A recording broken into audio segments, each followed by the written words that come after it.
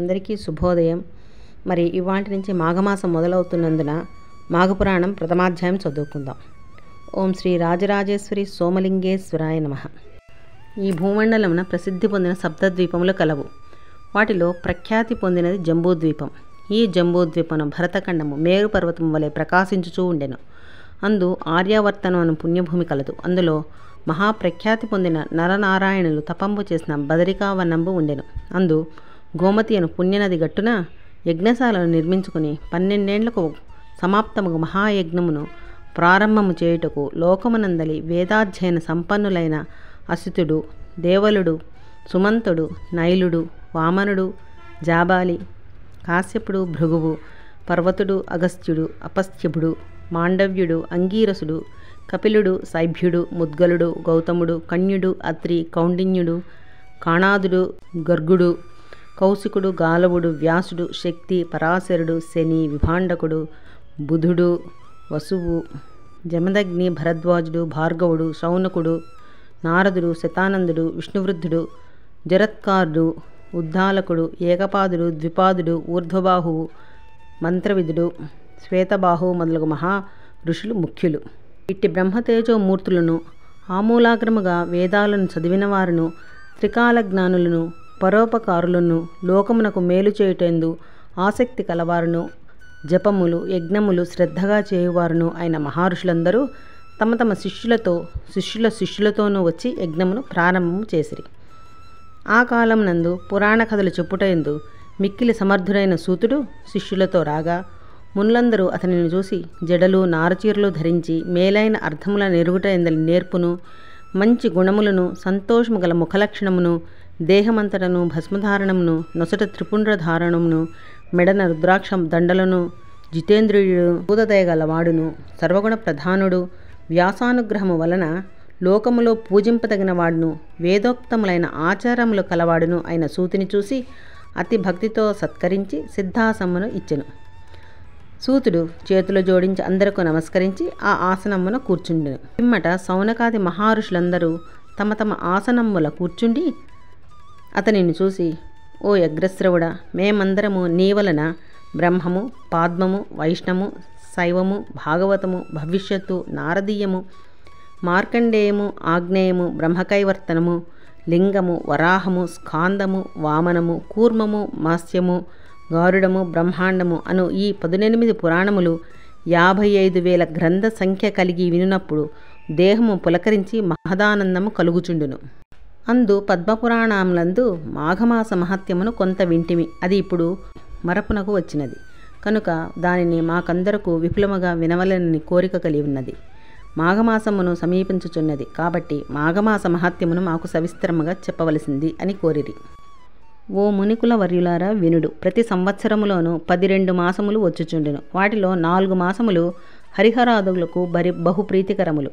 వాటిని చెప్పెదను. కార్తీక మాసము, ఉద్దాన ఏకాదశి, చిలుకుల ద్వాదశి, కృత్తికా నక్షత్రయుక్త పూర్ణిమ మొదలగు పర్వములు వచ్చుట చేత కార్తీక మాసమును, మాఘమాసము, సూర్య జయంతి, రథసప్తమి, భీమ ఏకాదశి, భీష్మ ఏకాదశి, మఖా నక్షత్రయుక్త పూర్ణిమ, బహుళ చతుర్దశి, మహాశివరాత్రి కలవు. కావున మాఘమాసమును, వైశాఖ మాసము ఋతూనాం కుసుమాకరే అని శ్రీ మహావిష్ణువు చెప్పి ఉండుట చేత వైశాఖ మాసమును విష్ణు స్వరూపముగా కాన వైశాఖ మాసమును, ఆషాఢమాసము, శయనేకాదశి, వ్యాసపూర్ణిమ, చతుర్మాస్యములకు ప్రారంభంగా ఆషాఢమాసమును ముఖ్యములు. వీటిలో మీరడిగిన మాఘమాస స్నాన వ్రతాదుల మహాత్యమును స్కంద, లింగ, విష్ణు పద్మపురాణములందు సందర్భానుసారముగా చెప్పబడిన గాథను విపులముగా మీకు వినిపించెదను. పూర్వకాలమున పార్వతీదేవి శ్రీ పరమేశ్వరుని అనేక విధముల స్తోత్రములు చేసి, పరమేశ్వర, సులభ సాధ్యమైనటువంటి దీన్ని స్త్రీ పురుషాదులకు అన్ని వర్ణముల వారికి చేయుటకు తగినటువంటి శ్రేష్టమైన వ్రతమును ఆనతినిమ్మని కోరెను.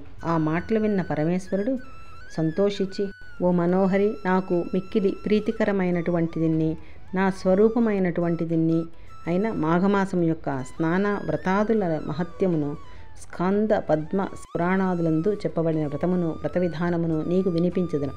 ఈ వ్రతమును స్త్రీ పురుష భేదము లేక అన్ని మతముల వారును ఆచరించి ఇహపర సౌఖ్యమును పొందవచ్చును.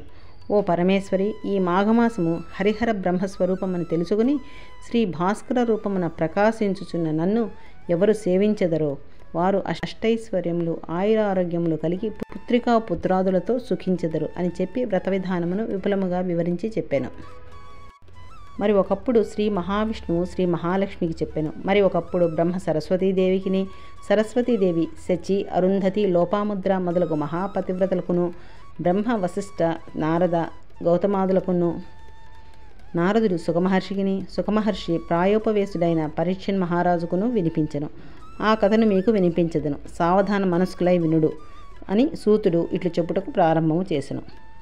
ఓ మునివర్యులారా, పరీక్షిత్తు మహారాజు ధర్మమార్గమున రాజ్యపాలనము చేసి అనేక యాగాదులు చేసి ధర్మము 4 పాదంబుల నడిపి ఒకానొక కారణమున ప్రాయోపవేశుడై సుఖమహర్షి వలన భాగవతం ఆమూలాగ్రముగా విని ఆనందము పొంది, మహాత్మా సుఖయోగీంద్ర, మాఘమాస వ్రత స్నానాదుల మహాత్యమును విపులముగా వివరించుడు అని కోరెను. ఆ మాటలు విని సుఖమహర్షి ఈ ప్రకారముగా చెప్పెను. ఆ కథను మీకు వినిపించెదను. రాజశ్రేష్ఠుడైన దిలీపుడు యజ్ఞమును చేసి ప్రజల చేత పూజింపబడిన వాడై రాజ్యపాలనము చేయుచు ఒకనాడు మంచి వస్త్రములు ధరించి రథమ్మునెక్కి మంత్రులు మొదలగు వారు పరివేష్టించి రాగా బయలుదేరి వశిష్ఠ మహర్షి ఆశ్రమమునకు వెళ్ళి వినయముతో సాష్టాంగ నమస్కారములు చేసి చేతులు జోడించుకుని నిలిచిన రాజును దీవించి కూర్చుండ నియమించి కుశల ప్రశ్నలు వేసెను. పిమ్మట దిలీపుడు, గురువర్య, తమ వలన అనేక ధర్మములు వ్రతములు వింటిని. ఇప్పుడు పావనమైన మాఘమాస స్నాన వ్రతాదుల ఫలమును వినకోరి తమ సన్నిధికి వచ్చి తిని ఈ మాఘమాస స్నాన వ్రతాదుల మహత్యమును ఆనతిచ్చి నన్ను కృతార్థుని చేయవలసిందని ప్రార్థించెను.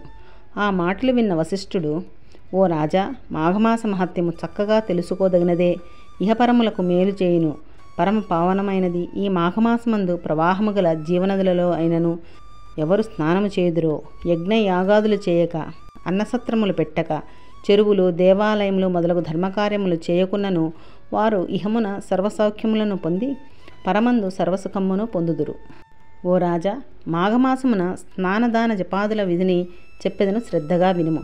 పుష్యశుద్ధ ఏకాదశి మొదలుకొని మాఘశుద్ధ ఏకాదశి వరకు మాస నియమము చేసి ప్రాతకాలమున స్నాన ధ్యానాదులు చేసి దానములు చేసి సాయంత్రం వరకు ఉపవసించి నక్షత్ర దర్శనము చేసి భుజించుచు భోగములను వదిలి ఇంద్రియములను జయించి భూశయ్యను శయనించుచు శ్రీహరిని పూజించుచు మాఘశుద్ధ ఏకాదశి రాగా ఆ దినమున నియమముతో ఉపవసించి ద్వాదశి నాడు బ్రాహ్మణయుక్తముగా భుజించవలను.